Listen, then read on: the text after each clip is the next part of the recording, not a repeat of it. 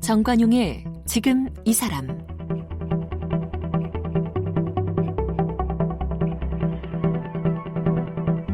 여러분 안녕하십니까? 정관용입니다. 요즘 경제가 어렵다 하지만 과거 이 몇십 년 전에 비해서는 참 놀랍게 좋아졌죠. 자, 그런데도 여전히 끼니도 제대로 못 먹는 결식 아동 40만 명이 넘는다 합니다. 또 아동학대, 방임 이런 관련된 뉴스도 심심치 않게 들리죠. 우리 대한민국 어린이 헌장에는요, 우리의 내일이며 소망인 어린이들이 인류 평화에 기여할 수 있는 세계인으로 자라야 한다, 이런 내용이 있습니다만 안타깝게도 이 내일을 꿈꾸기조차 힘겨운 그런 아동들 여전히 많습니다. 이처럼 다양한 위기에 처해 있는 아동들을 위해서 용기와 희망을 전해주는 분이 있어요. 바로 이 Save the Children Korea의 이사장, 전 유엔 대사를 지내셨죠. 오준 이사장이신데요. 오늘은 이 38년 외교 현장을 떠나서 아동 구호단체에서 활동하고 있는 Save the Children의 오준 이사장을 함께 만나겠습니다.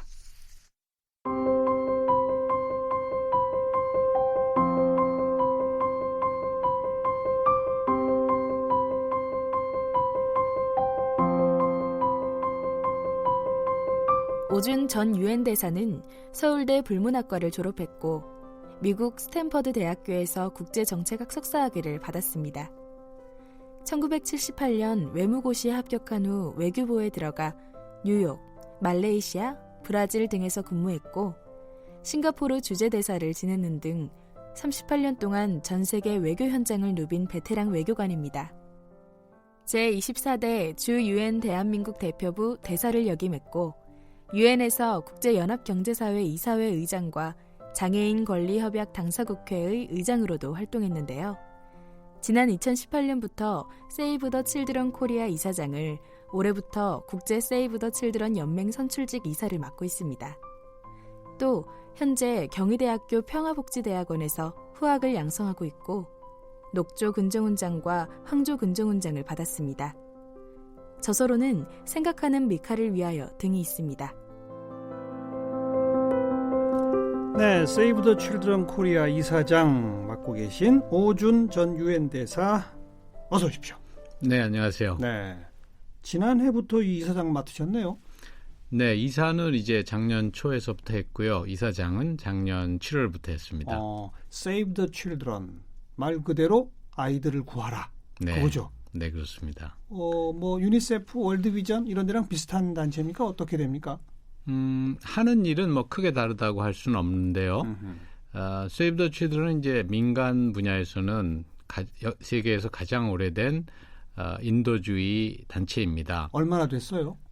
금년이 100주년이거든요. 100년? 네. 어디서 처음 만들었습니까? 이게 100년 전에? 처음에 이제 영국에서요. 1919년은 바로 1차 세계대전이 끝난 직후입니다. 예. 그래서 유럽에 이제 고아들도 많고 고통을 받는 어린이들이 많을 때 영국의 에글랜타인 잽이라는 여자분이 주로 그 전쟁에서 진 독일과 오스트리아의 어린이들을 구호하는 단체를 만들자 이렇게 만들었는데, 처음에는 이제 왜 적국의 아이들을 도와주냐, 우리나라에도 고아도 많은데 그래서 이분이 조사도 받고 벌금도 냈습니다, 영국에서. 그런데 결과적으로는 그렇게 인도주의 정신, 어린이들은 우리의 미래이고 우리나라든 적국이든 그건 상관이 없는 얘기다 하는 이런 인도주의 정신이 결국 세이브 더 칠드런을 100년을 가는 단체로 만든 게 아닌가, 이런 생각이 듭니다. 지금 그럼 전 세계 몇 개 나라가 여기 함께 합니까? 전 세계에 이렇게 사업을 하는 나라들은 28개국이 있고요. 예. 이제 사업을 말하자면 혜택을 받는 나라는 한 120개 정도가 있습니다. 네, 그 사업을 한다는 얘기는 28개 나라에서는 네. 민간 후원이나 후원금 같은 걸 받아서 그걸 직접 지원하고 지급하는 일들을 벌여나가는 그런 곳이 28개 나라다. 그렇죠. 예. 한국도 그 중에 하나죠. 한국도 그 중에 하나고 우리가 28개국 중에 한 8번째 정도의 규모를 가지고 있습니다. 8번째? 네. 혹시 옛날에는 우리가 세이브 더 칠드런에 지원받던 나라 아니었나요? 그렇죠. 그죠? 네, 1953년에 그러니까 한국 전쟁의 마지막 해에 세이브 더 칠드런이 한국에 들어왔는데 물론 우리나라 어린이들 또 우리나라 고아들을 돕기 위해서 들어왔죠. 그래서 그때부터 시작해서 1990년대까지 그러니까 한 40년은 우리가 계속 도움을 받았고요. 지금도 자기가 어렸을 때 세이브 더 칠드런 도움으로 학교도 다니고 뭐 도움을 받았다 하는 그런 분들이 있습니다. 네, 네. 그렇게 한 40년은 도움을 받다가 네. 이제는 우리가 도움을 주는 그렇죠. 그 가운데서도 규모 8번째 되는 네, 야, 맞습니다. 도움받다 도움 주는 나라 된 나라 흔하지 않잖아요. 흔하지 않죠. 거의 예외가 없죠. 그건 뭐 이런 민간 인도주의 활동뿐 아니고 정부가 직접 하는 대외 원조 ODA라고 그러죠. ODA 차원에서도 역시 마찬가지입니다. 우리는 도움을 받는 나라에서 도움을 주는 나라가 됐죠. 네. 그러면 국내에서는 이제 모금이나 이런 걸 해가지고 전부 해외 어린이들 돕는 데 씁니까? 우리 국내 어린이를 위한 사업도 있습니까? 국내 어린이를 위한 사업도 있습니다. 저희 세이브 더 칠드런 경우는 이제 한 사업의 60% 정도는 해외 사업을 하고 40% 정도 국내 사업을 하는데 제가 이사장이 된 후로는 이제 이것을 반반 정도로 하려고 지금 노력 중에 있습니다. 국내를 더 늘리려고? 네, 왜냐하면 우리는 이제 선진국에 가까워졌기 때문에 말하자면 굶는다든지 뭐 백신을 못 맞아서 질병에 걸린다든지 이런 아동들은 많지 않지만 이제 선진국형의 아동 문제들이 있습니다. 선진국형의 아동 문제라는 건 뭔가 하면 집안에 뭐 결손 가정이라든지 해가지고 아이들을 돌볼 수 있는 부모가 없어졌다. 그래서 이제 위탁을 해야 된다. 뭐 입양을 해야 된다. 이런 경우와 그다음에 아동 학대 문제가 있습니다. 그렇죠. 아동 학대는 선진국이라고 오히려 줄어드는 게 아니고 늘어난다고도 할 수 있거든요. 그런 아동 학대나 이런 경우에는 세이브 더 칠드런이 어떻게 개입을 합니까? 어떤 지원을 해주나요? 주로 국내에서 하는 활동은요. 아동 보호 전문 기관이라는 이름으로 이제 정부의 그 지원을 받아서 하는 건데요. 전국에 있습니다. 아보전이라고 많이 그러는데 아동 보호 전문 기관에서 아동 학대 문제를 다루고요. 그다음에 이제 가정 위탁 센터라는 것도 전국에 있는데 거기서 이제 또 그 위탁 그 가정 위탁 그러니까 입양이 아닌 위탁이죠. 그런 사업을 하는데 저희가 한 전국에 18개 정도의 그런 사무소를 운영하고 있습니다. 직접 그런 아동 보호 기관 그렇죠. 이런 걸 설립 운영을 하는 거예요? 하는 거죠. 그런데 재정 지원만 하는 게 아니고? 아닙니다. 저희가 직접 운영하고요. 저희 이외에도 국내 큰 아동 관련 NGO들은 뭐 월드비전이나 굿네이버스도 그런 시설을 운영합니다. 직접 운영하는군요. 네, 그럼 여기 함께 종사하고 있는 인원들도 굉장히 많겠어요? 네, 저희가 전국적으로 직원이 500명인데 서울에 200명이 있고 나머지 300명은 지금 말씀드린 대로 지방에서 이제 그런 직접 시설을 운영하거나 이렇게 합니다. 해외 지원뿐 아니라 국내 그런 사업에 이르기까지 함께 해주시는 후원 회원들은 얼마나 됩니까? 회원이 한 25만 명 정도 되는데요. 그 회원의 이제 대부분은 한 달에 뭐 2만 원, 3만 원 이런 액수를 정기적으로 후원하시는 분들이고요.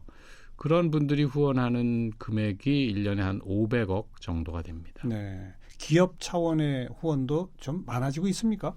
네, 기업도 물론 많아지고 있고 사실은 이제 우리나라에서 그런 기부금 또는 후원 모금 이런 게 민간 분야가 정부가 하고 있는 기부금을 말하자면 추월하기 시작한 그걸 넘어서기 시작한 해가 2000년입니다. 그러니까 지난 19년간은 이제 민간 분야의 기부 문화가 계속 성장하고 있고 그 전에는 아무래도 정부가 더 그런 일을 많이 했다 이렇게 보시면 되는 거죠. 어쩌다가 우리 오준 전 대사께서는 이런 단체와 인연이 되셨습니까? 저는 이제 뭐 대학 졸업하고 계속 외교관으로 외교부 직원으로만 있었거든요. 그래서 정부를 떠날 때쯤은 그러니까 유엔 대사를 마지막으로 이제 제가 은퇴를 한다는 걸 알게 됐을 때는 정부를 떠난 후에는 저는 사회에 도움이 되는 일을 하고 싶다 이렇게 마음을 먹었습니다. 정부에서 일하는 거는 38년이면 충분하다 이렇게 생각해서 그래서 이제 사회에서 일한다는 거는 결국 제가 대학에서 강의를 하는 것과 사회 단체들과 일하는 건데 사회 단체들의 사실 대부분 제가 일하는 대부분은 장애와 관련한 단체들이 더 많습니다. 제가 유엔에서 장애인 권리협약 의장을 했고 예. 장애인 권리협약 의장 경험을 가진 사람은 한국인은 물론이고 아시아인도 현재는 저밖에 없기 때문에 그래요. 예, 그래서 제가 장애 분야에 우리나라를 좀 우리 단체들을 시민 단체들을 국제사회에 연결시켜 줘야 되겠다 해서 그런 일을 지금 현재 하고 있죠. 네. 단체들하고. 그런데 네. 이제 세이브 더 칠드런 장애는 아니고 아동 인권인데 여기는 제가 다 일하고 있는 다른 어떤 단체보다 큰 단체고 예. 규모가 예. 그다음에 이제 이 단체에서 지금 좀 발전을 하려는 100주년을 맞아서 그런 시기에 제가 꼭 힘을 보태주면 좋겠다. 그래서 제가 뭐 힘이 될지 안 될지는 모르지만 예. 그러면 예외적으로 여기하고는 같이 일을 하고 싶다 이렇게 생각하게 됐습니다. 요청을 받아서. 네. 네. 근데 국내 세이브 더 칠드런 코리아 이사장뿐 아니라 국제 세이브 더 칠드런 연맹의 선출직 이사도 네. 맡고 있다. 이 선출직이라는 건 뭡니까?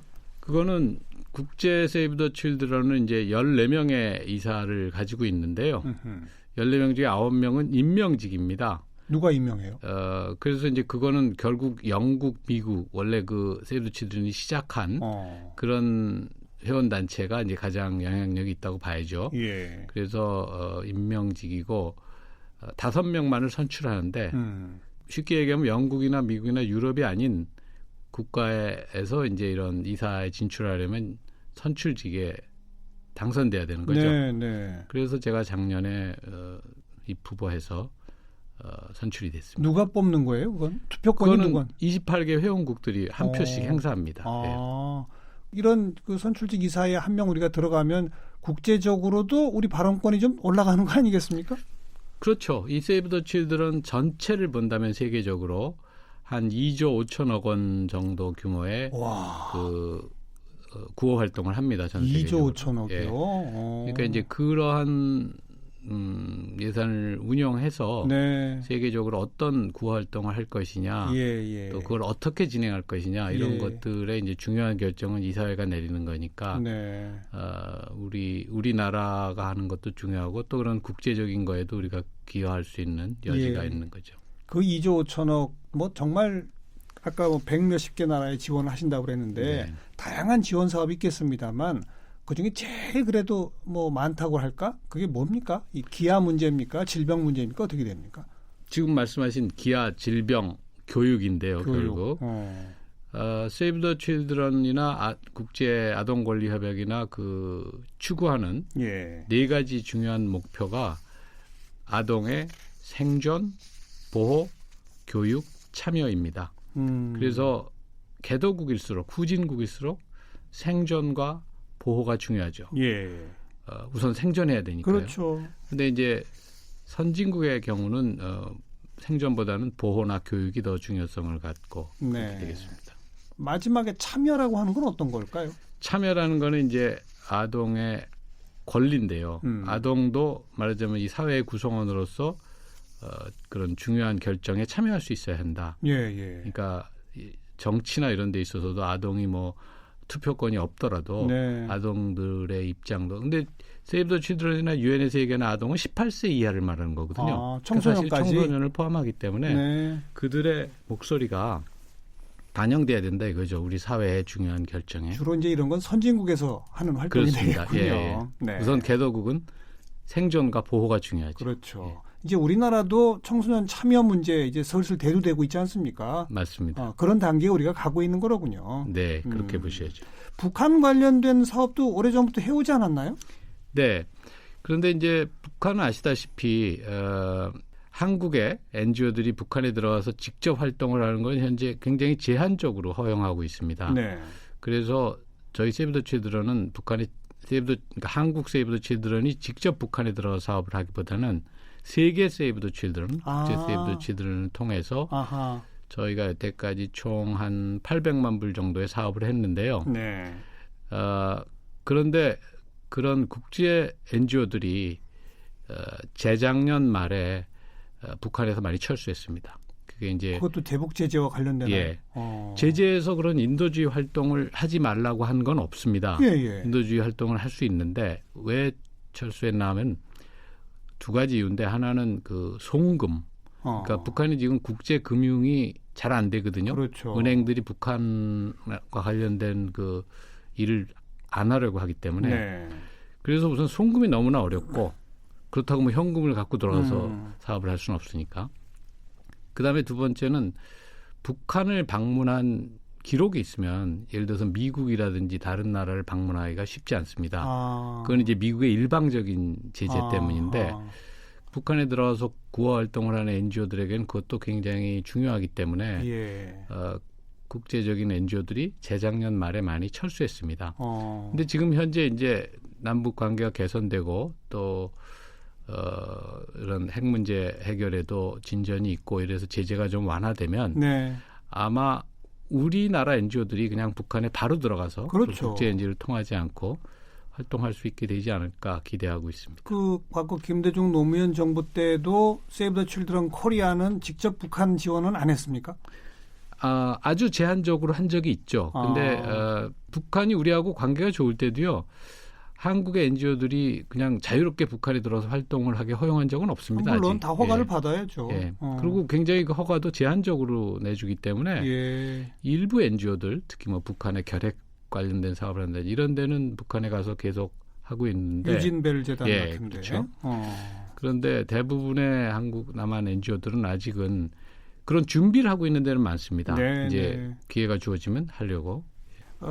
아무래도 북한에 먼저 가게 되면 역시 우선 기아 문제, 또 질병 문제, 뭐 교육 문제 이런 문제 돕는 사업이 우선이 되겠습니다만 아동 인권 문제, 아동 노동 이런 것도 심하다고 그러지 않습니까? 그런 건 어떻게 접근할 수 있을까요?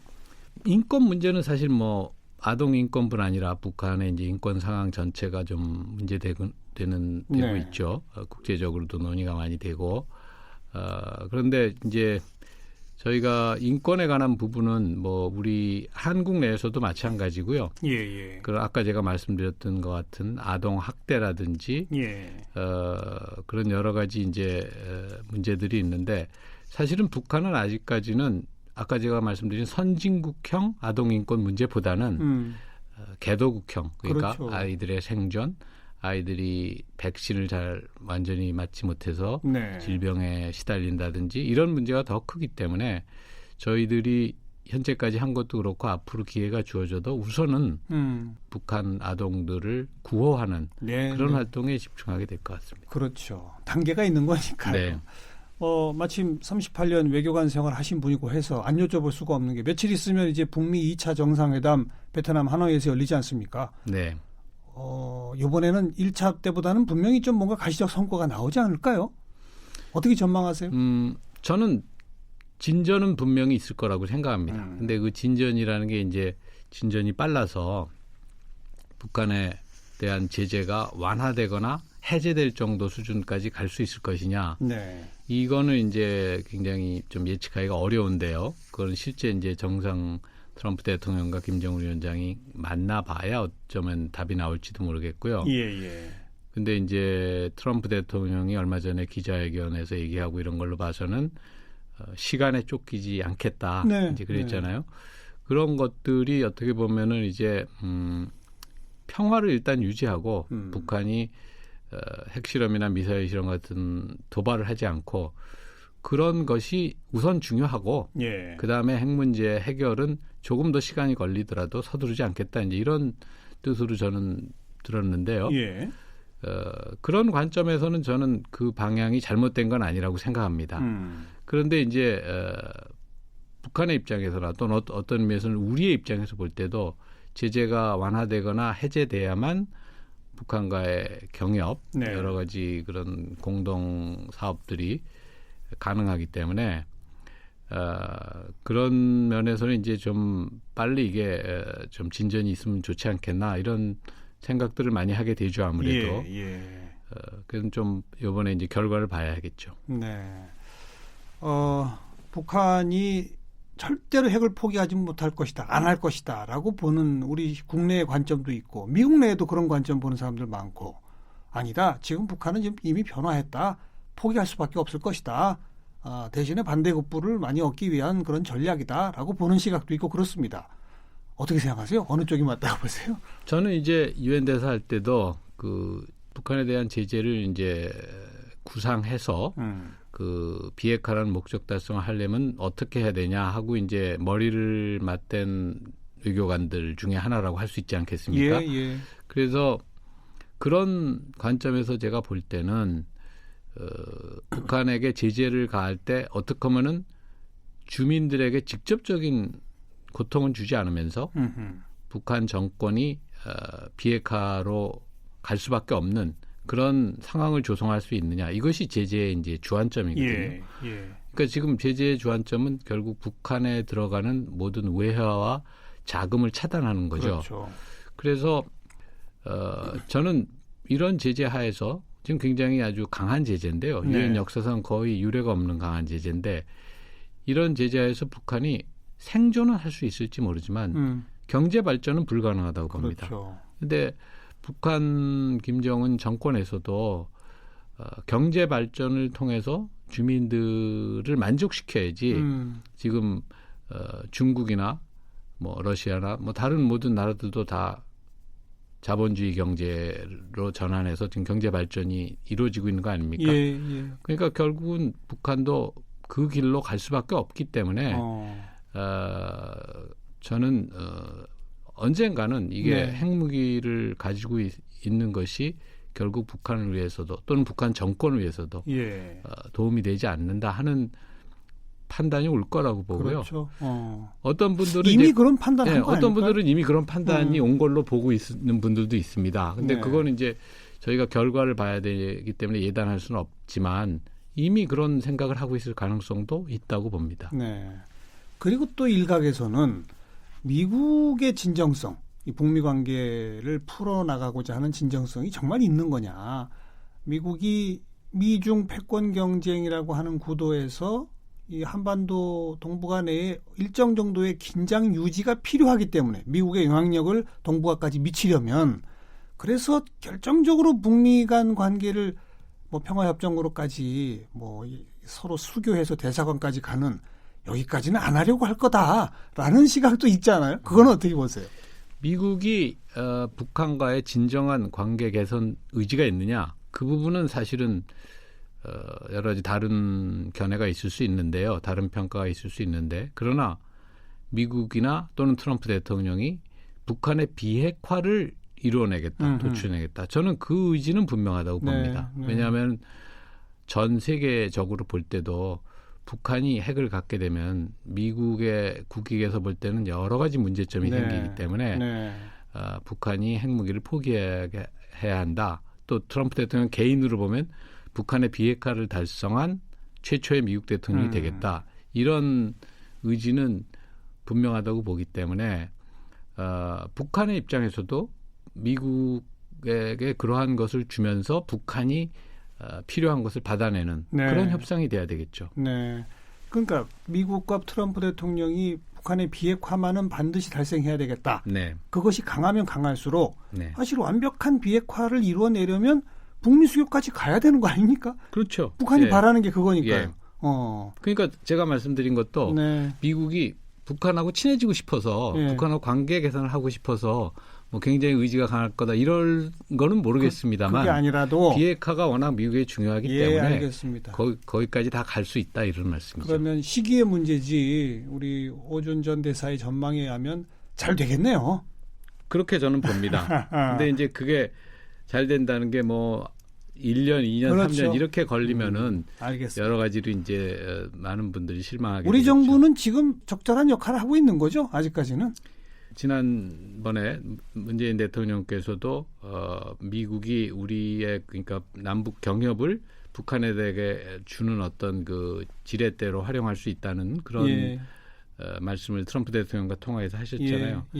그런 거는 저는 미국의 협상 여력을 높이기 때문에 좀 조속한 해결을 하는데 도움이 될 수 있다고 봅니다. 네.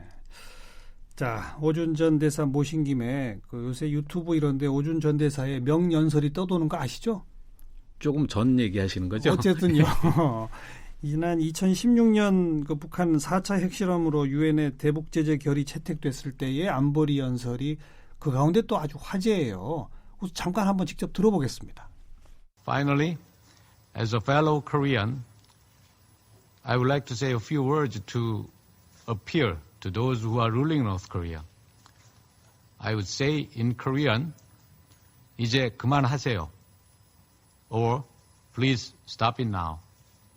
I would ask them, why do you need these weapons?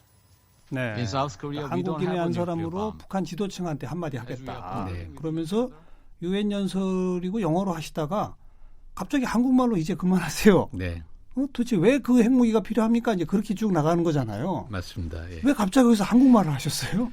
원래 유엔에서는요, 6개 공용어 이외에는 다른 언어를 쓰면 안 됩니다. 다른 언어를 쓰려면 자기가 통역을 데리고 와야 됩니다. 근데 물론 저는 통역을 데려간 게 아니기 때문에 우리말로 길게 얘기할 수는 없지만 제가 그래서 우리말로 얘기하고 바로 그걸 영어로 다시 번역했죠. 제가 그렇게 한 이유는 저는 진정으로 북한에게 핵을 갖는 것이 도움이 안 된다고 생각하기 때문에 그런 것을 좀 강조해서 제 연설을 북한에서 듣고 있을지 없을지 모르지만 최소한 외교관들은 듣고 있을 테니까 그런 좀 진정을 담아보려고 우리말을 사용했던 건데요. 예. 그거 즉흥적이었습니까? 뭐 원고가 있으셨어요? 원고는 있었지만 아마 그 부분은 제가 즉흥적으로 한 것 같습니다. 예. 원래 외교관의 그 연설 원고라는 건요. 영어로 그걸 check against delivery라고 그러는데 실제로 연설할 때 이 원고랑 맞는지 확인해 보세요. 그런 단서를 꼭 달게 돼 있습니다. 왜냐하면 어떤 외교관이나 어떤 사람도 국제적인 연설할 때는 마지막 순간에 꼭 수정을 할 수 있기 때문에 그래서 제가 어느 정도 즉흥으로 할 수 있는 여지가 있는 거죠. 근데 진심으로 정말 북한 지도부들한테 제발 좀 그만해라. 그 말을 하고 싶으셨군요. 그렇죠. 예. 우리말로 하면 더 그분들에게 효과가 있을 테니까요. 네. 그 말이 먹혔나 봐요. 2016년, 17년까지는 그 난리를 치다가 작년 1월부터 아주 극적 반전이 이루어지고 있는 거 아니겠습니까? 극적 반전이 이루어지고 있죠. 예. 좋은 미래를 좀 기대해 보도록 하고요. 자, 오늘은 38년 외교 현장을 누비다가 지금은 Save the Children Korea 이사장으로 또 좋은 일에 앞장서고 계신 오준 전 유엔 대사를 함께 만났습니다. 오늘 고맙습니다. 네, 감사합니다.